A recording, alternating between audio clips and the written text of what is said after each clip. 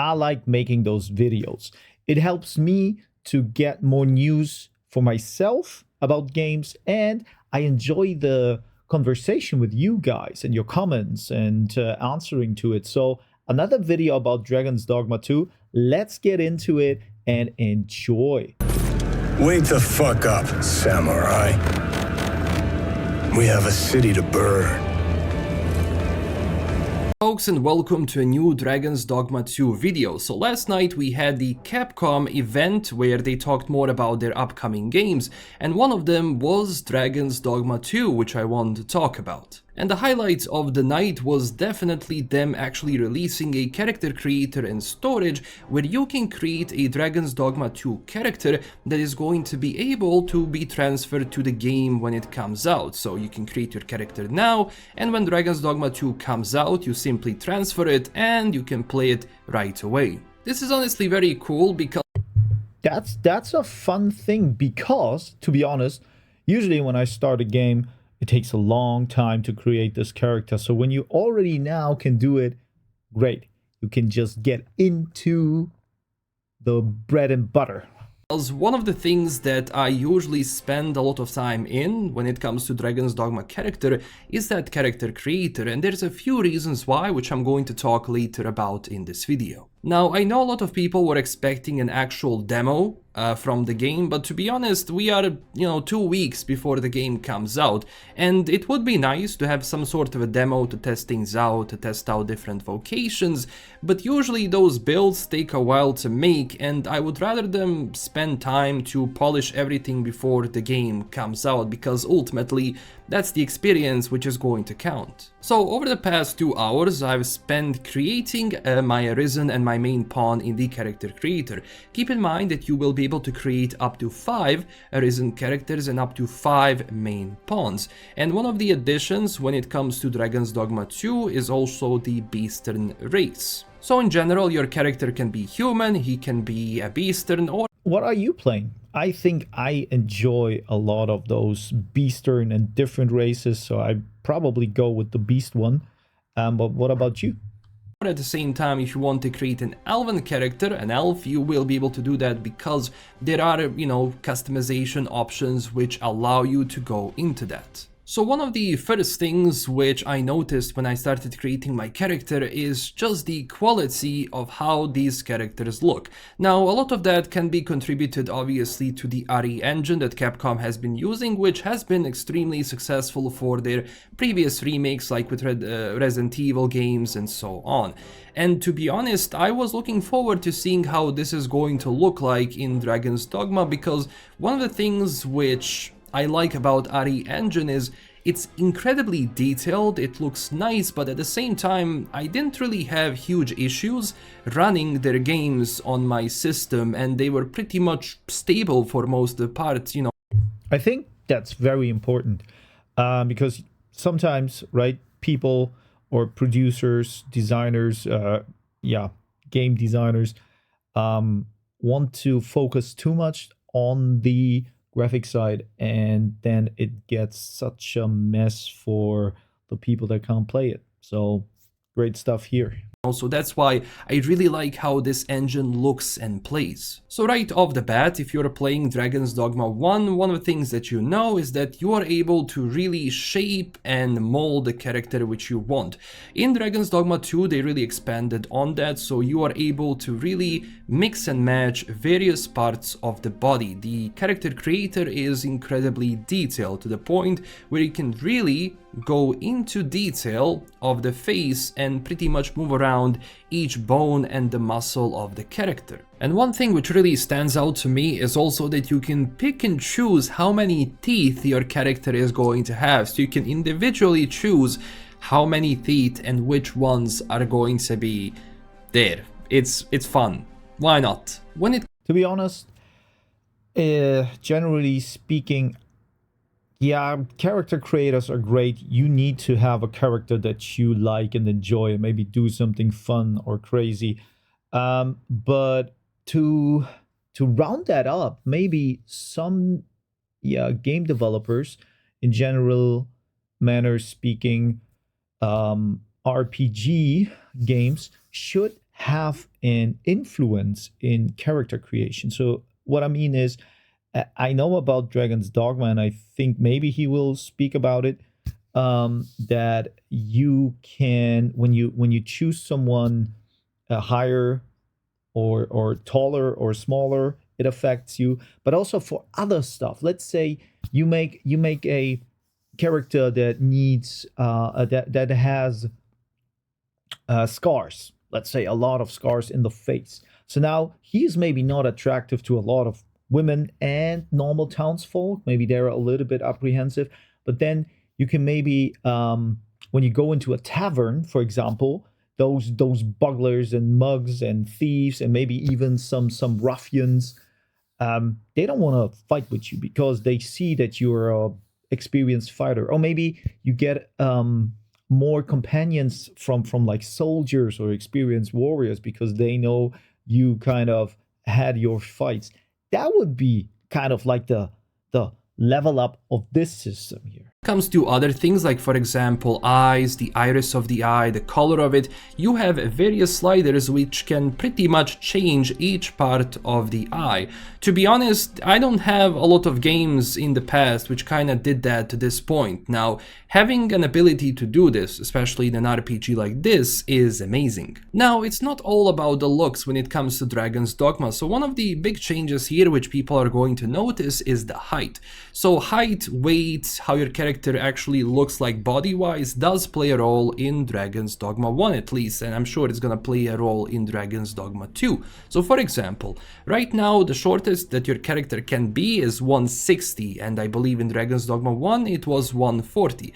Now the reason for it is that you actually had some areas of the map in Dragon's Dogma 1 where you were able to enter only if you were small. And if you were a taller character, for example, if you were a warrior, let's say, and you were wielding a two-handed sword and you had huge arms, your reach is going to be bigger, and at the same time your character is going to be faster because, well, you are bigger and the actual range of your feet and your legs is going to be bigger as you walk. So when it comes to that, definitely pay attention on how your character is going to look like because, well, that's going to be playing a role. And yeah, let's hope they take it like this. They use it. Yeah. And as it was in the first game, you will be able to set your voice, how your character is going to sound, but keep in mind that your character is not really going to be a fully voiced protagonist, so what this means is that this voice is mostly going to be around various things like when you attack, when you receive damage, when you roll, so the comments which your character does make, like those huffs and puffs, well, that's the voice you kinda have to think about. And at the same time, you can pick your starting vocation, being that it's a fighter, mage, archer, and thief. Do keep in mind, obviously, later on as you progress through the game and once you reach a character that can do it, you will be able to change your vocation or have those advanced ones that we talked about, like Mystic Spearhand, Magic Archer, Trickster, and more. So the feel of the game, even though it's just a character creator, it's very much similar to the first one. And I'm pretty sure if you play Dragon's Dogma 1 for a long time and when you enter Dragon's Dogma 2, I think the familiarity of it is going to be as you never left, which is a good sign. Now besides character creator, they talked more about the game itself and some of the features and gameplay elements we can expect. If you play Dragon's Dogma 1, a lot of these features are going to be very familiar to you, but I'm gonna go through some of them. So one of the first things that you have to know is that, of course, Dragon's Dogma is a single player game where you're gonna be able to have a party up to 4, you, your main pawn, and then 2 extra pawns next to it. Those pawns are either going to be inside of the world, just walking around, which you can use your points as you level up to higher, or you're gonna be able to get pawns from different people in the world. By that I mean, if I create my main pawn and I say, okay, my pawn can be used by different players, that means that you can potentially find that pawn and play with him in your party. By the way, that looked amazing. The guy with the bomb, the thief that was running around. I don't know if it was a thief.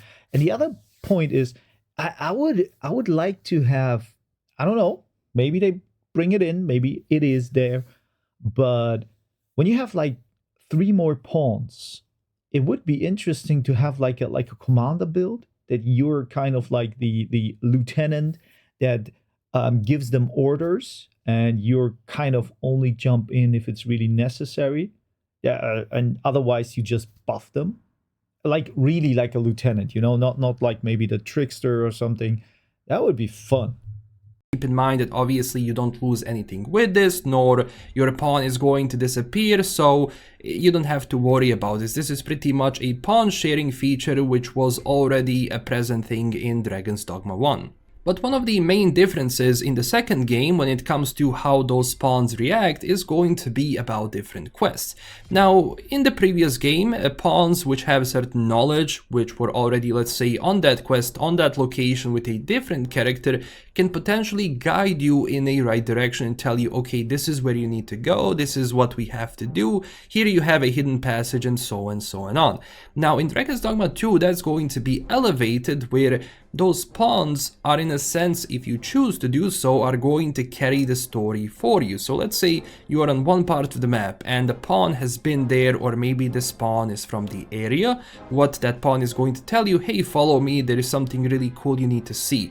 They will either guide you to a certain location where you can fight some monsters, pick up some loot, or it's going to guide you to the next mission, story, quest line, whatever. And that is also going to rely on various characters you meet throughout the world, which are not pawns. That is cool. Like, really, you feel not like the hero then, because you feel strange in this area when you don't know what to do, how to approach the new environment, and then you have pawns that help you out. I'm pretty hyped. As you meet those characters, they will be giving you various quest objectives and quest lines which are going to progress the story. Now, keep in mind, besides all of these like side stories and stories that you have from various characters, it's also going to be the main story, which is going to be on the side. So I'm pretty sure that when it comes to that, the actual like system is going to be very similar to Dragon's Dogma 1, where those quest lines are going to be relatively long and it's going to take you a while to do, and that's where this sense of adventure by going to that location, fighting all of these enemies comes in. But another fun thing are going to be specializations for the pawns. So your main pawn can have a certain specialization which is going to make them stand out. So one of the examples they mentioned previously is that you can actually, like, your pawn can know Elvish, and if you see an Elvish text somewhere and your character doesn't know how to read it but your pawn does, that's going to translate the language for you, which means that maybe it's going to uncover some extra items, some extra mission, some new piece of lore information, something useful. And of course, some of the monsters which you meet throughout the game are going to be during the night, so just keep in mind, if you venture out during the night in this game, it can be potentially very dangerous if you're not prepared. I also like how they mentioned that there's going... I have to say, I know the pawn system was already in Dragon's Dogma 1, and now they improved on it, but that's like the vision of the creator. I heard that he was saying he wanted to create a game that feels like an MMORPG, but without all the hassle that people kind of like get disconnected, steal your loot, stuff like that.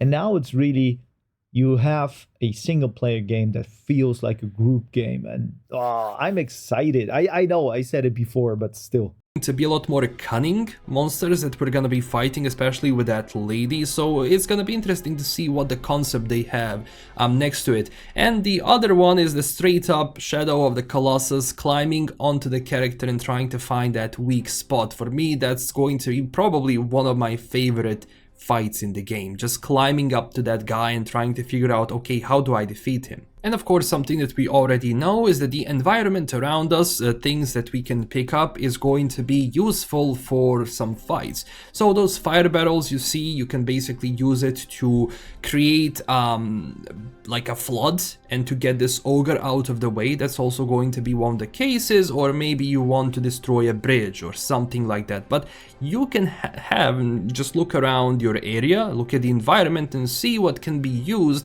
right now I saw the targeting mechanic, and I know there is no lock-on targeting, but I think, because someone complained a little bit about it in my comments to the last video, that there is no lock-on aiming, but to be honest, it is just true. You can't just log on a character and then shoot your arrows and hit magically. You have to move with the enemy, right? And this is shown here. Like, that's amazing. I'm so I'm a little bit not afraid, but it's kind of like intrigued and afraid how this game is going to be difficult for me. I'm not a Souls-like player, and I know this is not a Souls-like, but it seems pretty challenging, and that's cool, but also scary. To your advantage. But of course, as they say here, you can always choose to run away, and that's one of the things in this game. If the monster is too high level for you, just go away, run away. You can always fight that monster later, or meet that monster along the way somewhere else, depending if it was an event or something else. Like, for example, here they fight a griffin, and one of the things that they do is they kited a griffin into the city, so other people are going to join in, and of course, as they said, some are going to run away while the others are going to fight. Now, I'm not sure how this is going to be useful, because one of the things they mentioned in Dragon's Dogma 2, if an NPC dies, they are dead. It's over, they're not going to respawn anymore. So let's say you have a certain quest. I have pretty evil ideas right now. So you could kind of kite all the monsters to all the big cities if possible, and then just wipe out the whole world. Civilization. Crazy. Of course, you can't proceed with the main quest, maybe. I don't know. But damn, that's really, you can be the mayor of a town, probably. Which is time sensitive and the person is in danger. If you're not fast enough, that person is dead and there is nothing you can do about it. Now maybe they play around with the wake stones and there's gonna be able to be a way to revive them somehow, but at the same time, like, look, it's just a speculation so far. And also they talked more about relationships, so one of the things that we see is that the people around the city are most likely going to view Arisen as a hero, depending on your choices. And also seems here like our Arisen is actually picking up an NPC, taking him somewhere, so it's gonna be, fun to see how this is going to play out with the story and the characters, and if we can really create a very evil character, that would be kind of fun, which doesn't really go along with the lore and the story of the game, but it is what it is. But in any case, your choices in this game are going to have consequences, so it's very important to look at the situation a little bit more objectively and see what's going to be the benefit of it and how are you going to approach that quest. To be honest, that is of course a good thing, but compared with like real life and life in general, I would say if you do something and then you're locked out from a quest or from an item or something, it is like you basically potentially don't know. So what you don't know doesn't affect you really, right? It's like saying, my fling at the, I don't know, at the high school or something, if I would be with her, my life would be different or something, right? Or it would have affected my life in a different way. Yes, it would have, but you don't know how it would have been, right?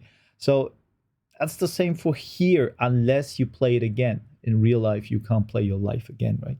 Another thing which was fun is the way you can tackle certain quests, like either sneak around or even counterfeiting items. And the thing is, you don't know if this counterfeit item is going to pass or not, so you will be taking some sort of a risk with this. And all of these decisions go perfectly around with the save system, because if you don't know, in Dragon's Dogma 1 you have only one save per character and it's going to stay in Dragon's Dogma 2. So cheesing throughout your decisions and trying to, let's say, load here, load there, it's not going to be that easy. So you really have to think through what your character is going to do, because sometimes maybe you won't be able to reload and try again. And of course, at the end, when it comes to some of this gameplay we have seen, a lot of that is repeating from the previous gameplay segments we have received, but overall, like graphically, the game looks absolutely insane. Now, there is also one more discussion that people have been actually talking about for the past few days, and that is frame rate. So this is specifically going to be about consoles. So the console version of Dragon's Dogma 2 is going to feature uncapped 30 frames default, but it's going to be uncapped. This means that you won't be able to choose between graphical modes, like for example being the performance or graphical mode which you have usually in games today. So this means that the frame rate you're going to be experiencing is going to be variable, but at the same time you won't be able to change it. Now when it comes to the PC version of the game, that's going to be pretty much more lenient towards, upping that frame rate as much as you can, depending on the machine which you have. So this is pretty much everything we know so far of... All right. Well, that with the frame rate, I had my idea about that. I heard it is not running, it has only the 30 FPS on consoles, so console players are a little bit unlucky. I have a console, but I think about going to buy that game on PC so I can also record better. Despite, or maybe Rise of the Ronin that comes out the same day, I have to buy on the PlayStation. And yeah, but yeah, that's great news. This is my second or third video I am watching about Dragon's Dogma 2, and it's kind of, I'm not the biggest experienced player from Dogma 1, but this is a great choice of a game if you want to spend a lot of time. And I guess people that like this game or this genre, they will love it. So I hope to see you in the next one, and peace out.